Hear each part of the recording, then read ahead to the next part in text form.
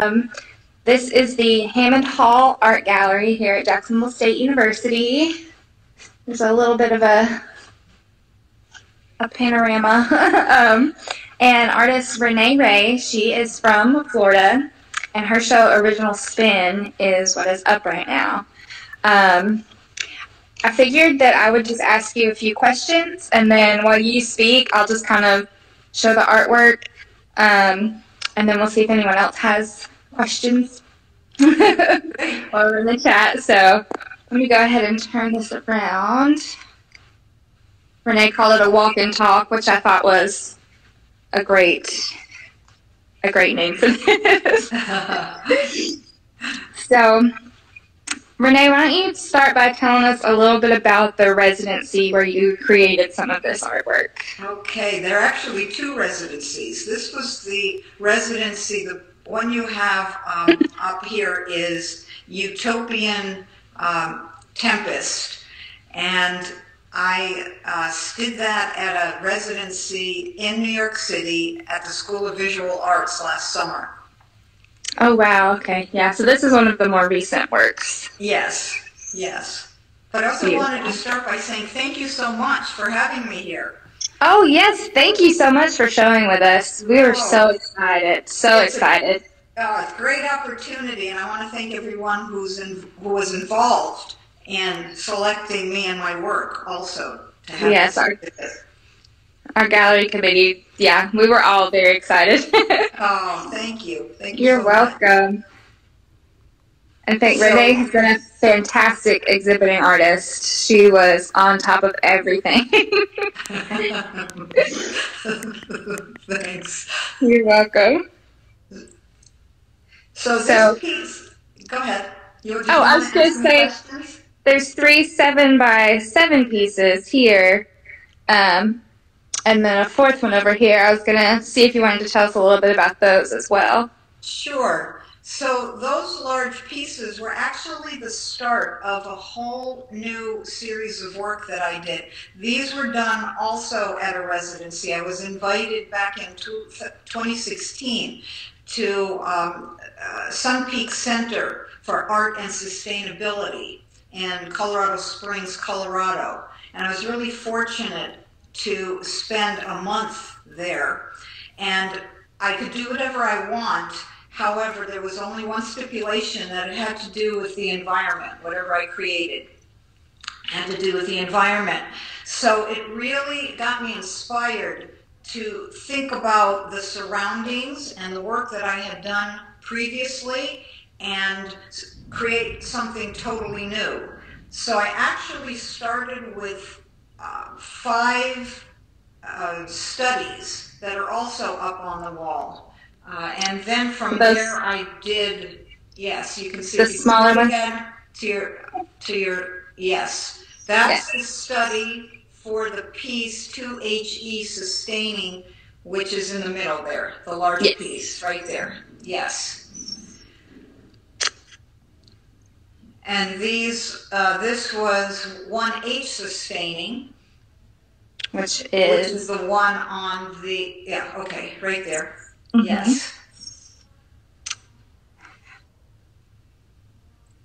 So so I did several others that inspired the 3rd piece that I did at the residency, which is all the way to your left. Yes. So this was the largest I had ever worked up to that point.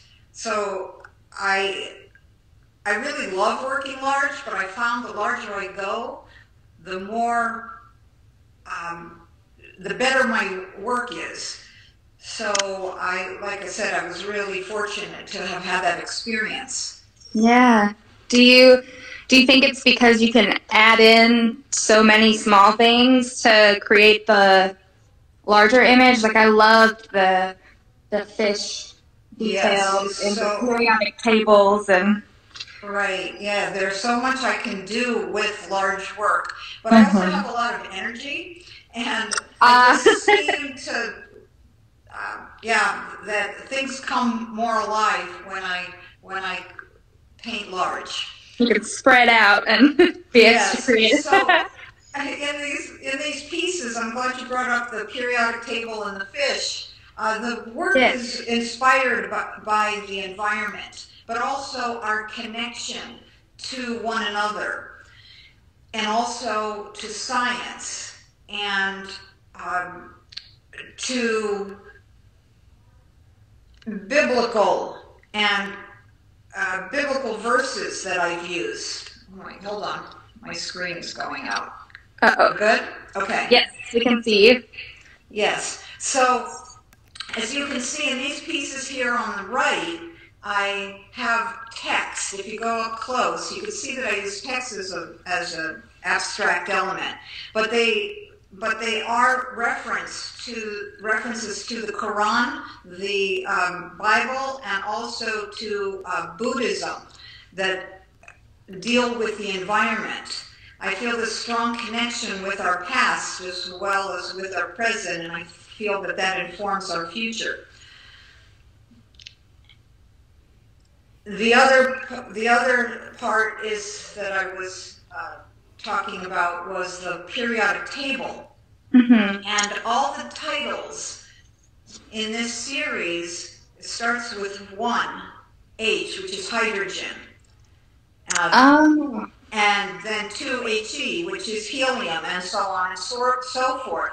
So the periodic table represents all everything that is in our environment, and everything made up of all those elements. Made up, yes, from those elements. So again, that becomes a graphic in my work.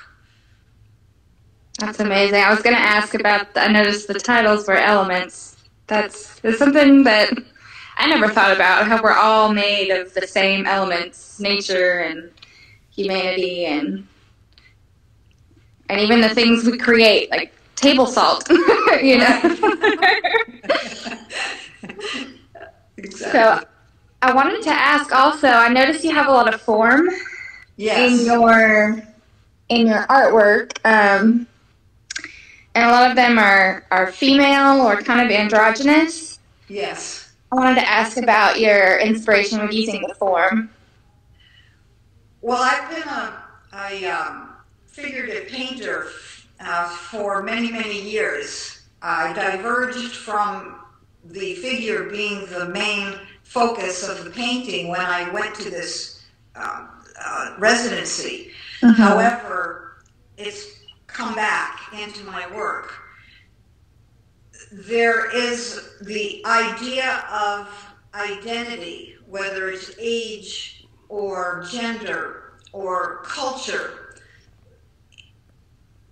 that I work with through those figures. Mm-hmm.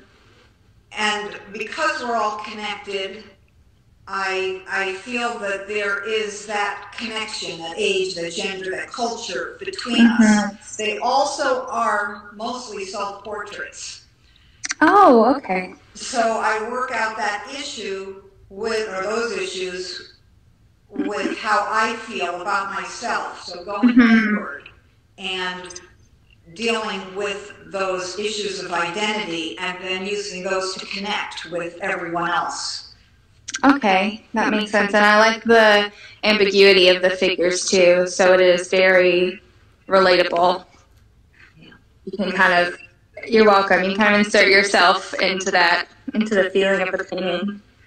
And yeah, so the idea is also about transformation, mm-hmm. and the transformation within us, and also transformation with what's happening on outside of us. So that can be social and political and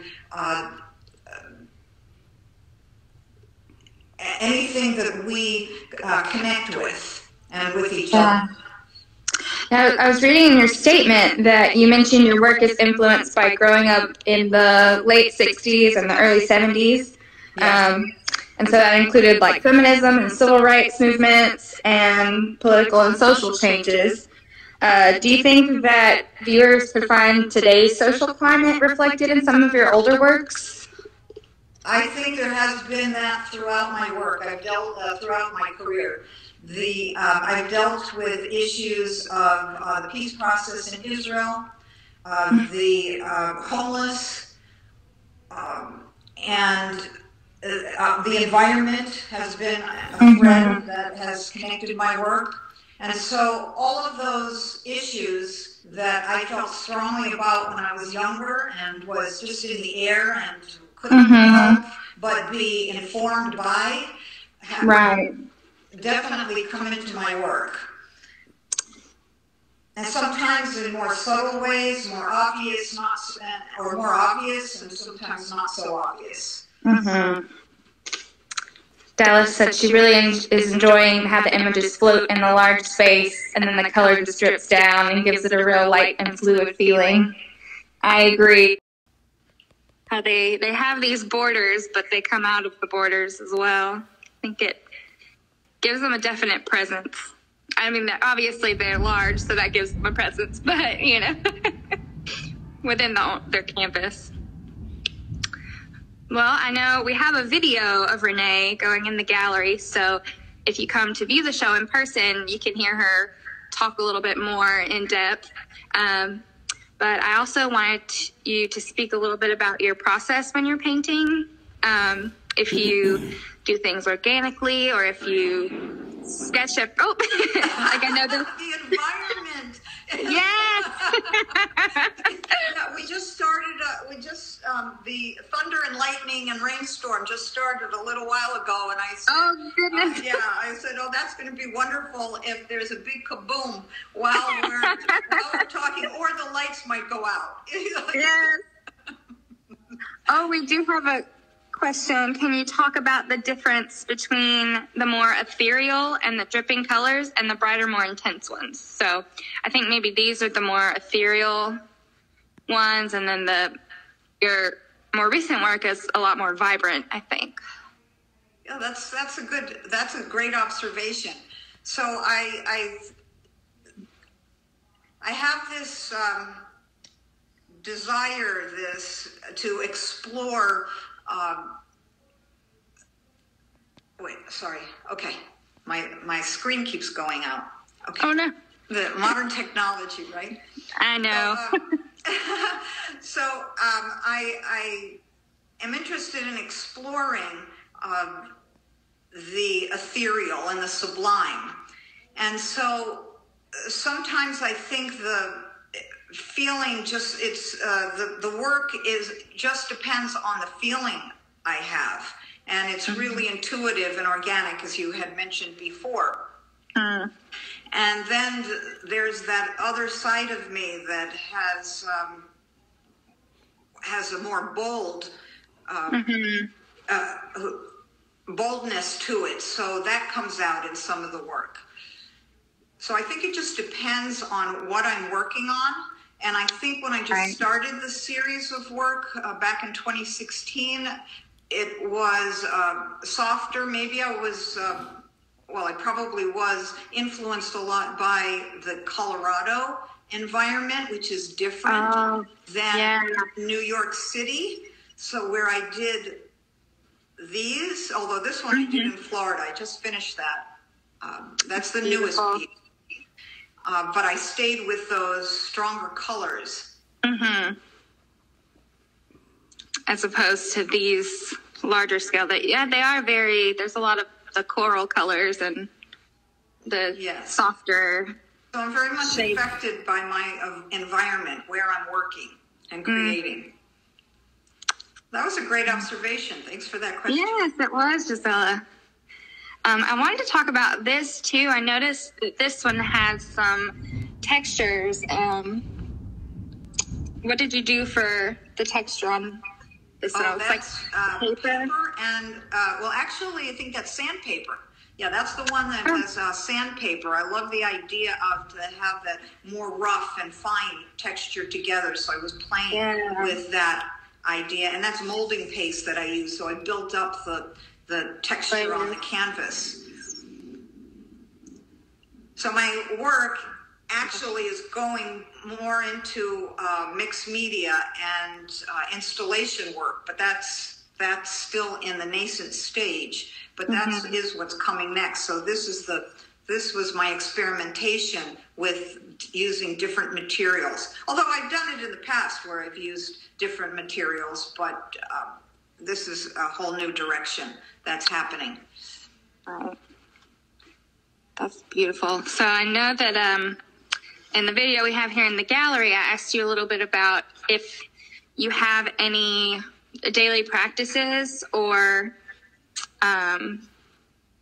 habits that help keep your creativity up, I guess. Yes, that help you. Yes, I do. Creative. I do. I often meditate and I exercise.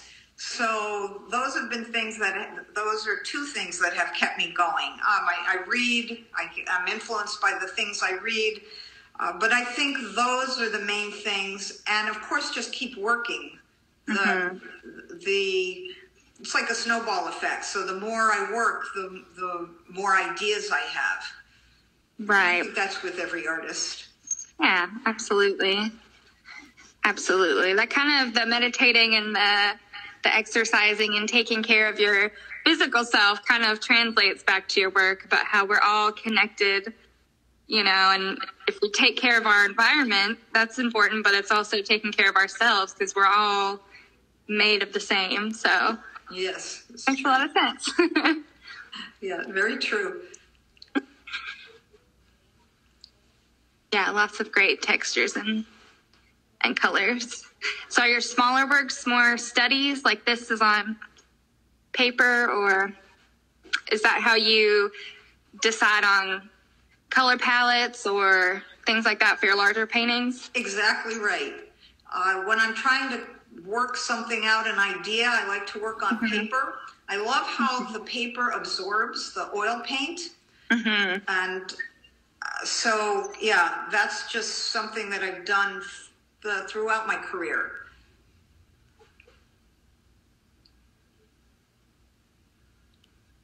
Beautiful, beautiful. As our drawing professor would say, that mark making is wonderful. Oh, thank you. You're so welcome. Well, does anyone else have any more questions for Renee? I see one here. How many pieces in the show? Oh, I didn't count them all. What is it? Oh, there's a couple.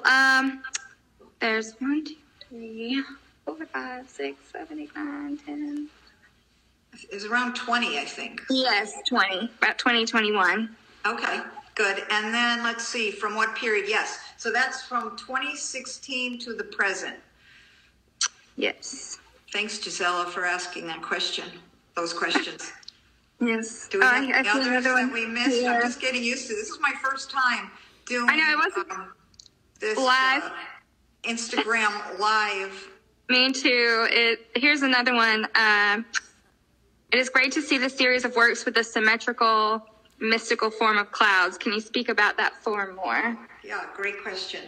I had done some photography work where I took a picture of a cloud and then I created the mirror image. Oh. And so that was, what year? Well, it was previous to 2016.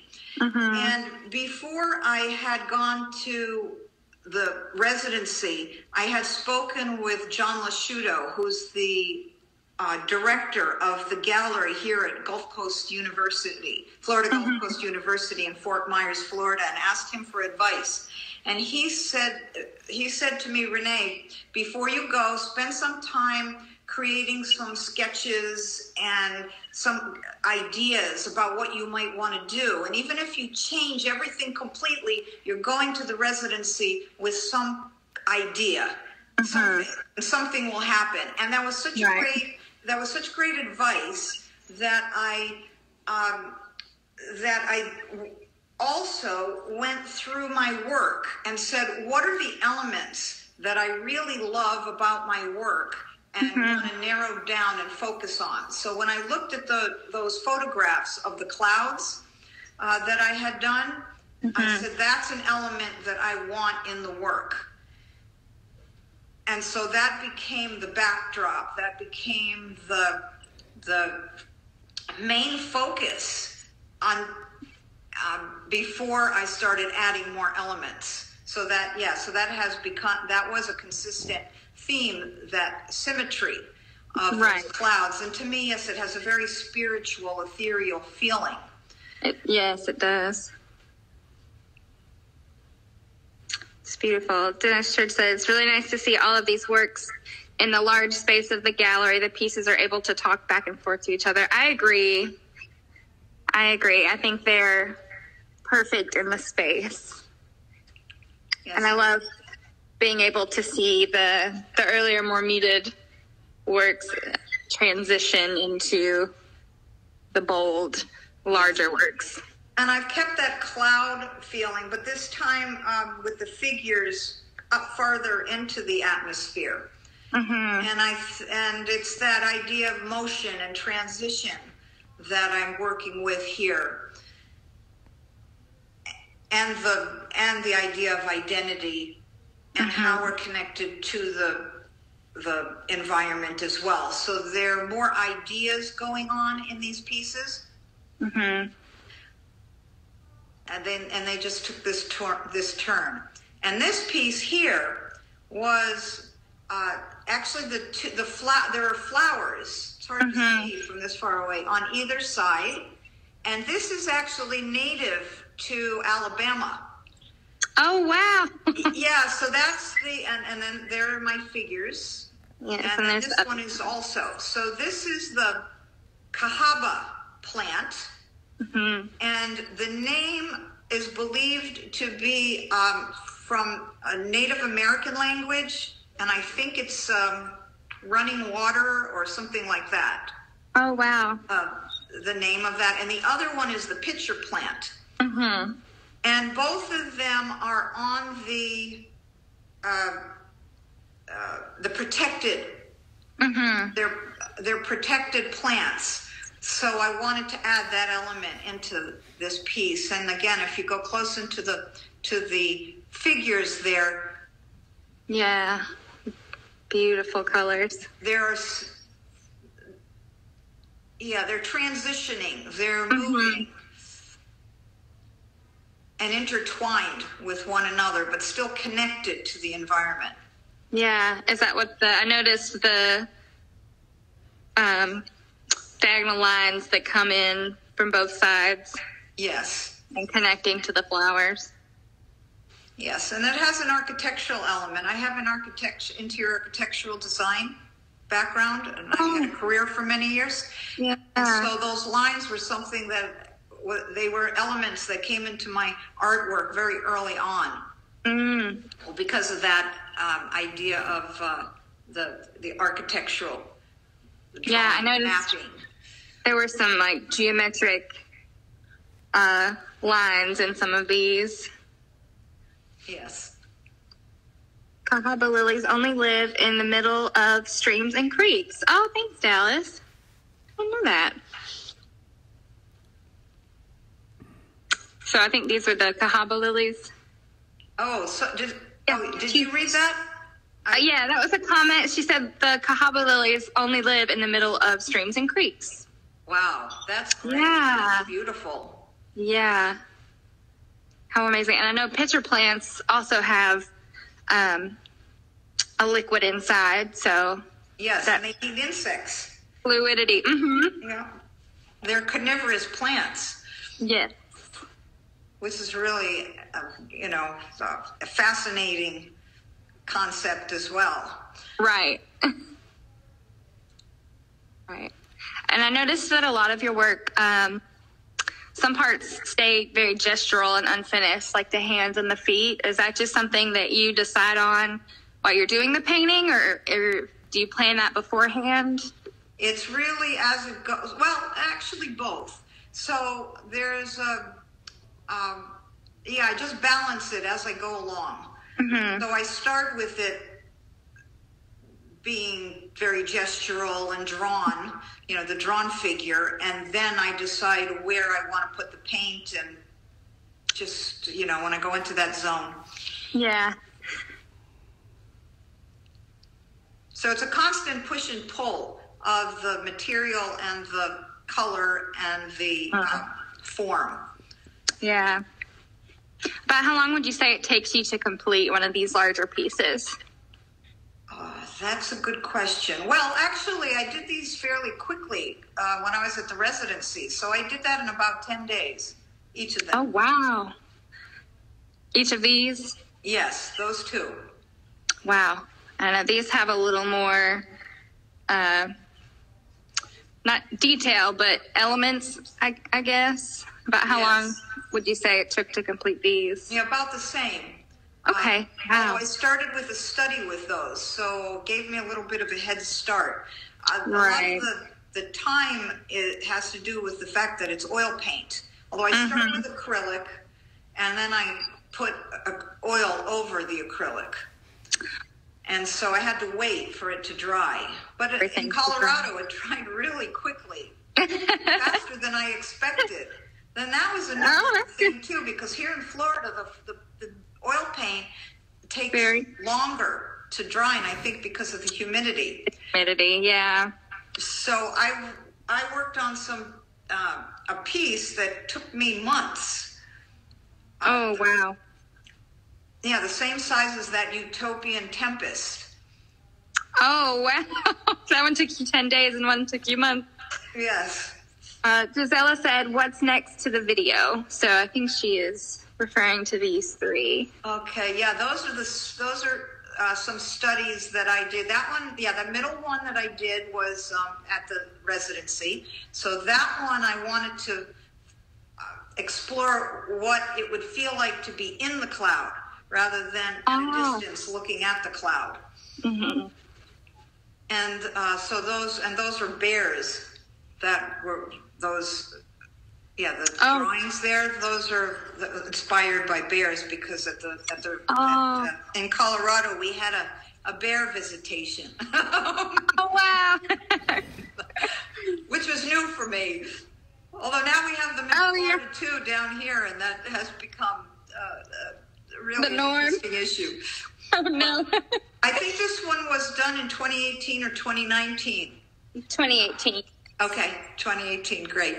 And that is inspired by the water towers and the buildings in New York City. Oh, wow.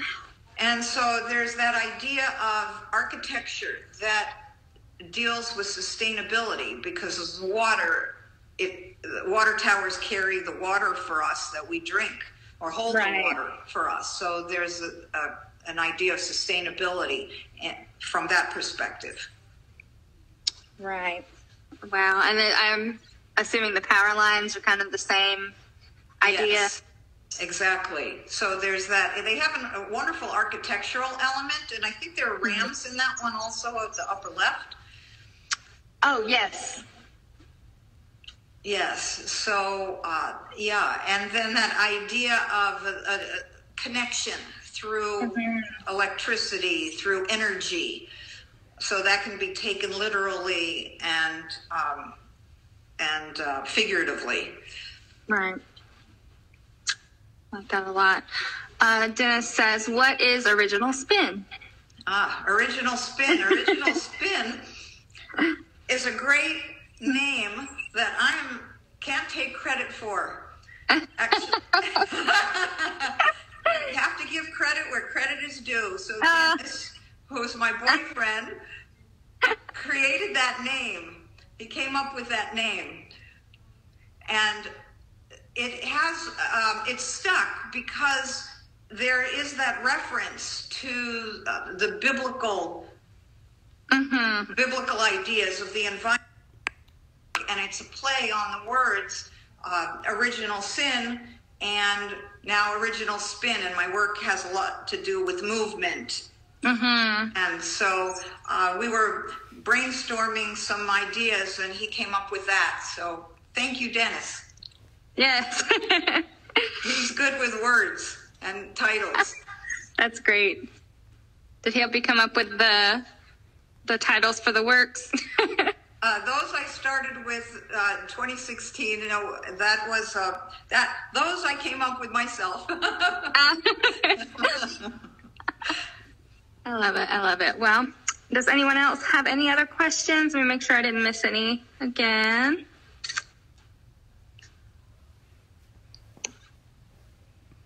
Okay. See any? Renee, is there anything else that you would like to say about the work? No, I think you asked me great questions, and so did people who are attending. So thank you very much, everyone.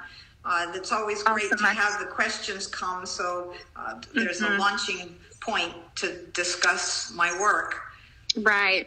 But thank you so much. You did a fantastic job hanging the work.